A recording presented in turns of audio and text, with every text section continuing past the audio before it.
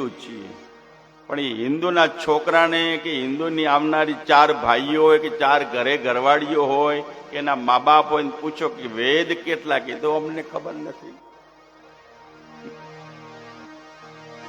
ને મુસ્લિમના બાળકને તમે પૂછી આવો તો એ 5 વર્ષનું હશે તો એને કલમા પડતા આવડતો હશે.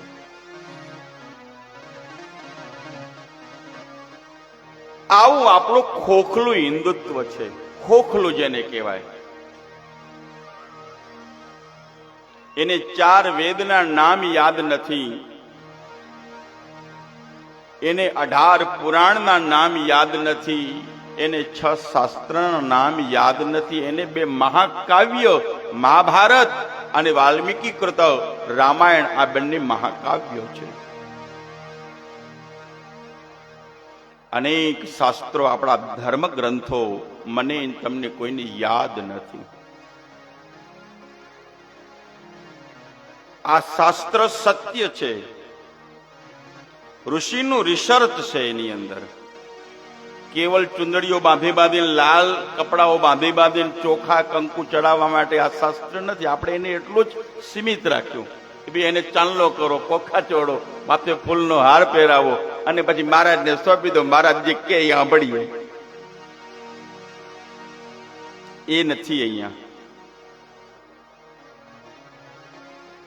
આપણી મેન્ટાલિટી એવી થઈ ગઈ કે મર્યા પછી ગીતા બેસાડવી અને ગરુડ પુરાણ બેસાડવું, કે મરી ગયા છે ગરુડ પુરાણ બેસાડો.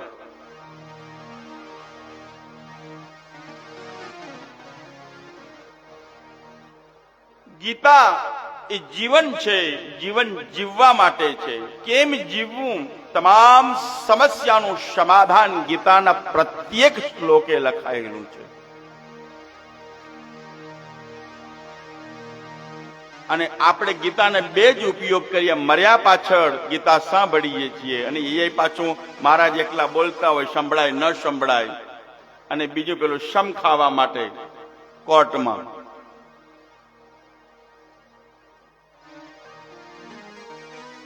આ ગીતા આપણા વિશ્વનો અંદર ટોપ લેવલનો ગ્રંથ છે કે જેની અંદર એવું કોઈ પ્રશ્નનો ઉકેલ નથી, એવું આજ દિન સુધી બન્યું નથી. પ્રત્યેક પ્રશ્નનો જવાબ તમને ગીતા આપે છે. સવાલ ઉઠતાની સાથે જવાબ દેવા માટે ગીતા બંધાયેલી છે, પણ ગીતામાં વિશ્વાસ નથી આપણને. 600-700 શ્લોકનો જ મહાભારતની અંદર લખાયેલું આ ગીતા ભગવાન ગોવિંદે એને ગાઈ. ઈશ્વર કેવો હશે?